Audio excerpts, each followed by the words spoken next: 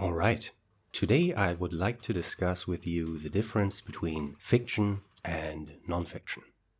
In my past, before I started writing, I was actually reading exclusively nonfiction. And that was due to an obsession with all things productivity, improving my life, and curiosity in terms of the real. I'm not sure actually how I got into reading fiction, but what I've learned from that is I think you can also benefit from reading fiction.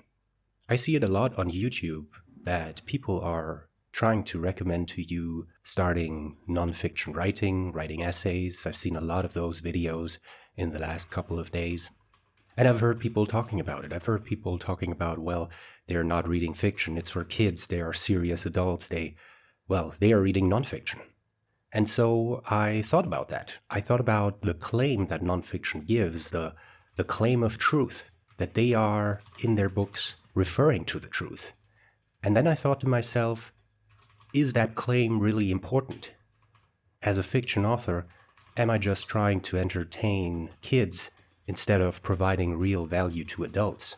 Of course, I would be happy to entertain at least one author, whether it be adults or kids, but still it's a frustrating claim that you can't benefit from fiction or you can benefit more from reading nonfiction. And I'm not trying to defend myself against any kind of critique that I received. I'm trying to defend myself against my former self that actually had this opinion. So maybe I'm making this up in my mind, but still, I would like to investigate. Now, in preparation for this video, I've looked up a definition on the internet in regards to what nonfiction or how nonfiction is defined. And I found some interesting definitions, but they are all very straightforward. There's nothing new to those definitions. So the definitions, for example, say that nonfiction talks about real information, that nonfiction talks about real events. Some definitions even go as far as that nonfiction doesn't tell a story. And I think some nonfiction authors would hopefully disagree with this definition because I think still, to keep the reader interested, they are using elements of storytelling. Of course, in their mind, they are using this form of storytelling talking about real events. So now let's dissect this definition. Let's first look at real events. I'm not trying to disagree with you that there are no real events. I mean, for example, take your birth date, for example. Let's say the 1st of January 2002. That's not my birthday, but anyways. In conversation with your parents, in conversation with your friends, this is a real event that took place. So if you were to write a nonfiction book about your birth date, I think most of the readers would agree with you that this is an event that took place. But are you really just providing a list of information, a list of truths in your writing? Or is your goal even deeper? Are you trying to somehow influence or help the reader change his life or learn something new? I think it's the latter. I think if you write a nonfiction book about your birth, your goal is probably to solve a problem for your reader. You would tell the story of your birth in a different way. It's not just only the event, the real event that took place. And so you're trying to give your perspective on that historical event. You're providing more detail than just the exact date. And so you are starting to tell a real story. But now, let's say, for example, because, of course, you lack memory of your birth, the exact day, maybe you ask your mother, how did she experience that specific day? And you will notice, and this is fairly obvious, I have to say, you will notice that her perspective on that day is entirely different from your perspective. And there is even more than just a subjective difference. There's also a historical difference, a phenomenon which is called historicism. This basically says that your viewpoint, your current viewpoint of certain historic events that happened in the past, or our collected viewpoints as humans of certain events that took place in the past, differ over time. So take, for example, a human living in the 19th century.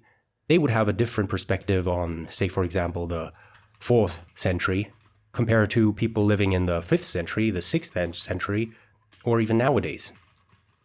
So if you are trying to talk about real events, you somehow need to account for that change in truth, in what we regard as the real event that took place then. All of the events that are taking place now in the world, without any claims or any reference to a specific event, the perspective will change. This is certain. And so a nonfiction book, in some sense, might turn into a lie in the future, without the author actually lying. Nonfiction can actually turn into fiction by just aging. But nonfiction isn't only about real events and your perspective on it. It's also providing with true information. And of course, the mechanism we are trying to establish truth nowadays is science. First of all, I'm not trying to critique the scientific method here. I'm not trying to give you a scientific perspective. I'm trying to give you a perspective of what is. Maybe you could call it ontological. Even scientists would agree that science is not presenting you with the truth, but an approximation of truth. That every year we, or at least we hope to move closer to the truth. And that's fine. But will we ever reach the truth?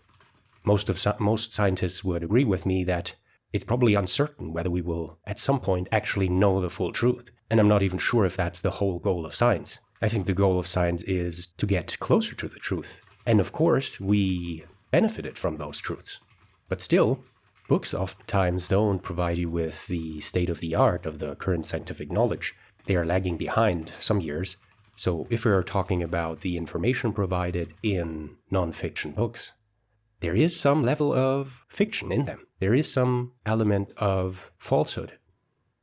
But you're probably saying, well, there's a difference between Lord of the Rings and the Egyptians building their pyramids. The one is true and the other is just a fictional story. And there's no one actually thinking that Lord of the Rings is a story that actually took place within our reality. And this is true, and I'm not trying to disagree here. What I'm trying to say is that the claim of truth and the value that people get from these stories is actually not so different. I mean, reading a biography of Steve Jobs and, let's say, his productivity, does that really make you a more productive person? Maybe, if you implement all of these principles that maybe are outlined in his biography. I didn't read it. But of course, you have to implement those productivity tools. It's up to you. And even the productivity advice given in that book might change over the next few years. So you can critique that. If you regard Lord of the Rings as true, it wouldn't really make you an orc, right? But you can still deduct some knowledge of what the characters do within that story. So all in all, I think there's an obsession with finding the truth that's pretty much unnecessary. Another thing that you could think about is why we actually have fiction if we are so obsessed about the truth and if the so-called truth is the only thing that we benefit from. While I thought about this topic and thought about this recording, I actually wrote down a sentence or a thought that I have. If the truth would give us all the answers, we wouldn't need fiction. There is a value in fiction, even though it doesn't describe reality, even though it doesn't describe the truth. It's still worth looking at these completely made-up scenarios and analyzing them. Even though the characters didn't exist, even though there's political systems that didn't exist, even though there's creatures that didn't exist. If we as humans are able to follow the story, if we as humans can understand what's told in the story, it's enough to inspire us. It's enough to learn something from it. A more contentious subject at the end of this video, I will maybe record a separate video on that because it's a very, very interesting topic. But first, let me say that I'm not religious, but I'm not trying to critique religion here, so I hope I'm not offending anyone. I think there is probably some people that would regard the Bible as a fictional book. And I think a lot of people agree. I think a lot of people wouldn't say it's true that there was a person in the past who was able to walk on water. I think there's no evidence within our current reality that this is possible. So it's a fictional book talking about fictional events. But is it really important whether it's a fiction or a non-fiction book? I hear some atheists saying that you could describe the learnings that people get from reading the Bible in a non-fiction way. You could maybe write down the principles in a more scientific way, without telling a fictional story. But is that really true? Would the learning that comes from a sort of scientific Bible be the same learnings as we get from reading the Bible? I don't think so. I think it would be an entirely different experience.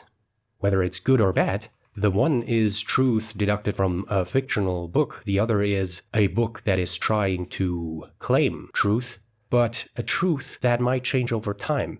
A truth that is entirely based on our current perspective. As a fiction author, you don't hide the fact that you are lying. As a nonfiction author, although your goal is to not lie and provide the truth, I think if we are looking deeper into this subject, we are all guilty of lying in some sense. And this brings me to a topic that I've discussed previously. What we should do, instead of trying to provide rules or instead of saying that we have the truth, we should invite the reader to question what is true so they on their own are able to discover what is true to them. This is the case for nonfiction as well as fiction authors. So if you are of the opinion that there's more benefit to reading a nonfiction book, I could convince you that it's not so easy. This is not a public service announcement for fiction. I'm just trying to think out loud. So the next time you see a YouTube video telling you to write nonfiction, I hope you feel invited to write fiction as well. Thank you very much.